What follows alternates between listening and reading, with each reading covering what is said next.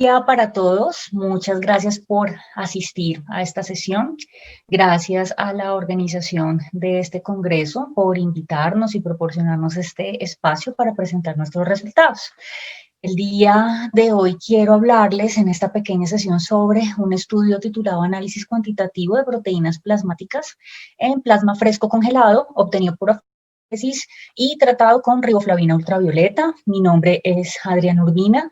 Yo me desempeño como coordinadora de docencia y de investigación en el Banco Nacional de Sangre de la Cruz Roja Colombiana en la ciudad de Bogotá, Colombia, y también soy profesora asociada y líder del grupo de ciencias biomédicas en la Universidad del Rosario, de la misma ciudad.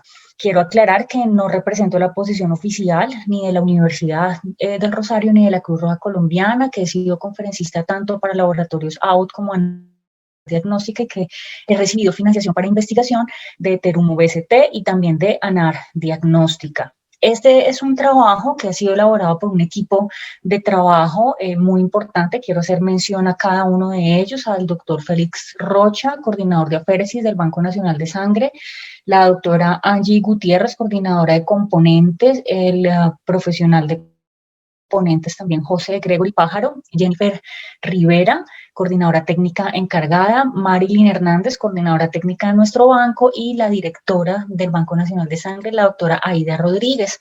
También quiero aclarar que este estudio fue financiado por Cruz Roja Colombiana y por Terumo BCT Colombia.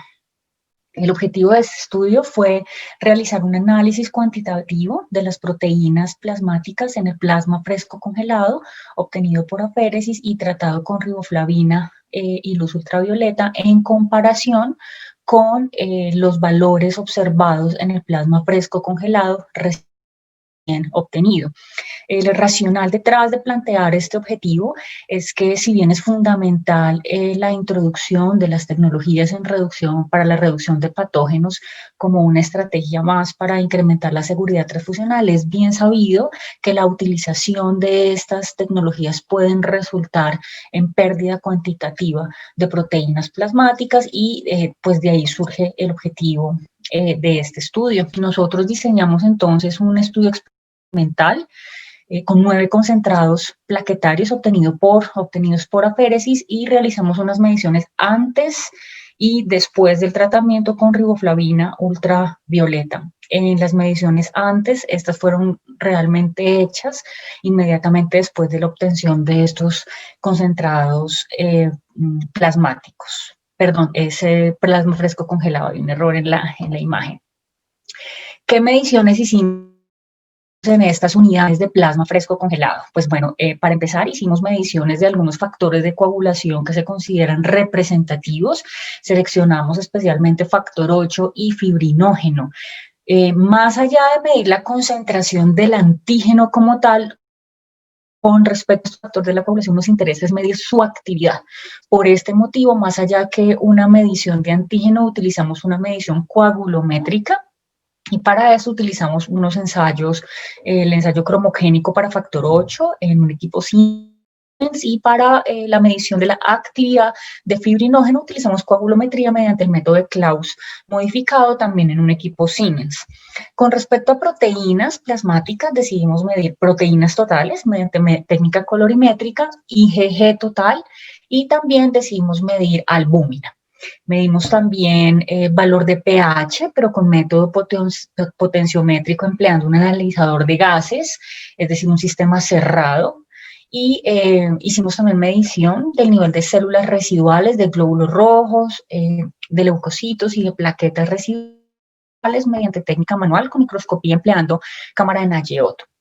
Hicimos también cultivos para gérmenes, tanto aerobios como anaerobios, utilizando botellas para hemocultivos con el sistema BactiAlert, y hicimos una incubación hasta por 14 días de cada uno de esos cultivos. Entonces aquí rápidamente podemos pasar a los resultados. Estos son los valores que se observaron en la actividad de factor 8 y de fibrinógeno, tanto inmediatamente después de la donación como después de el tratamiento con riboflavina y la iluminación con luz ultravioleta.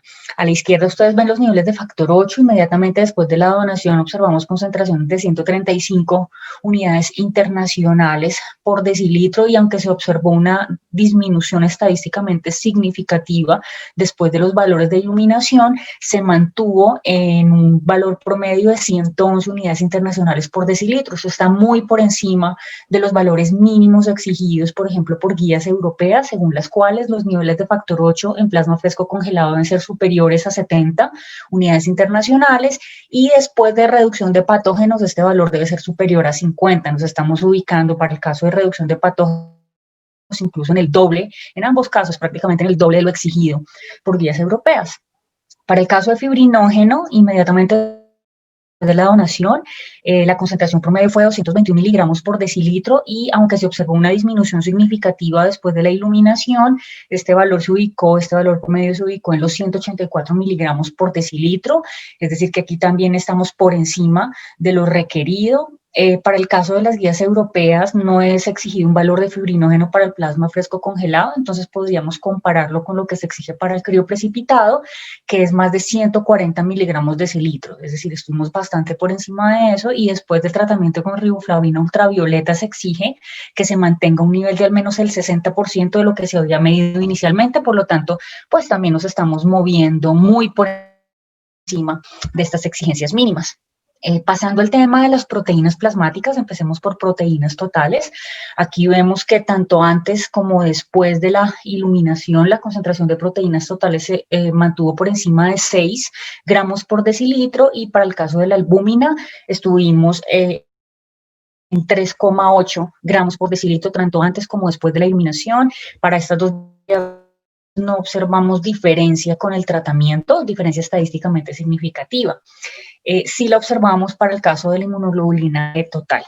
Antes de la iluminación, es decir, inmediatamente después de la donación, el valor promedio de inmunoglobulina G total fue de 1056 miligramos por decilitro, y ocurrió una disminución que es estadísticamente significativa a 1001 miligramos por decilitro. Sin embargo, pues esta diferencia, aunque sea estadísticamente significativa, no lo es desde el punto de vista biológico.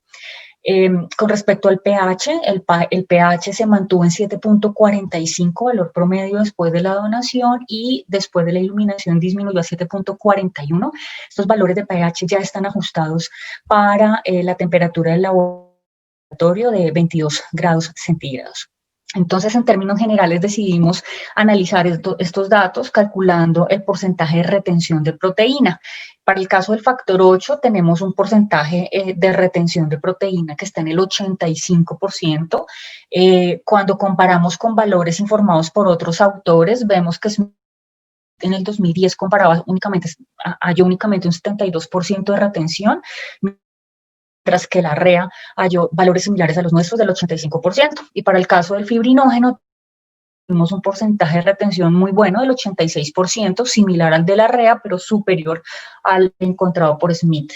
En cuanto a proteínas plasmáticas, tuvimos un porcentaje de retención del 99 a 100% para proteínas totales, para albúmina y para inmunoglobulina G, lo cual está también de acuerdo con lo reportado por otros autores. Y pues finalmente tenemos aquí el recuento de células residuales, tanto para el caso de glóbulos rojos como leucocitos y plaquetas. Todos los productos plasmáticos analizados cumplieron con este parámetro de un recuento mínimo de células residuales, y todos los activos, tanto para aerobios como anaerobios, fueron negativos. ¿Cuáles fueron las conclusiones? Primero hablemos del plasma fresco congelado obtenido por aféresis, que pues los primeros resultados que podemos analizar, podemos concluir que estas unidades de plasma fresco congelado por aféresis inmediatamente después de la donación mostraron niveles óptimos de proteínas plasmáticas, de factores de la coagulación, de células residuales, de pH, y todos los cultivos, tanto para aerobios como para anaerobios, fueron negativos.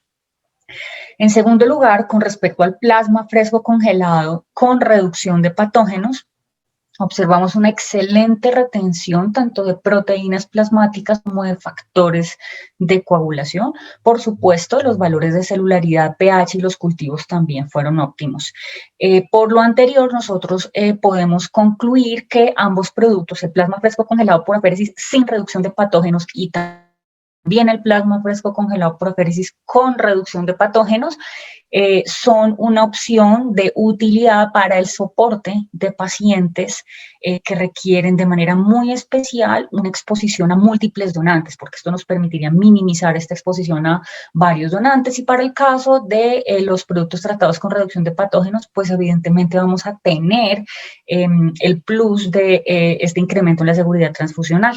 Nuestras perspectivas al respecto, pues empezar a estudiar la producción de crioprecipitados a partir de este plasma fresco congelado por aféresis y con reducción de patógenos.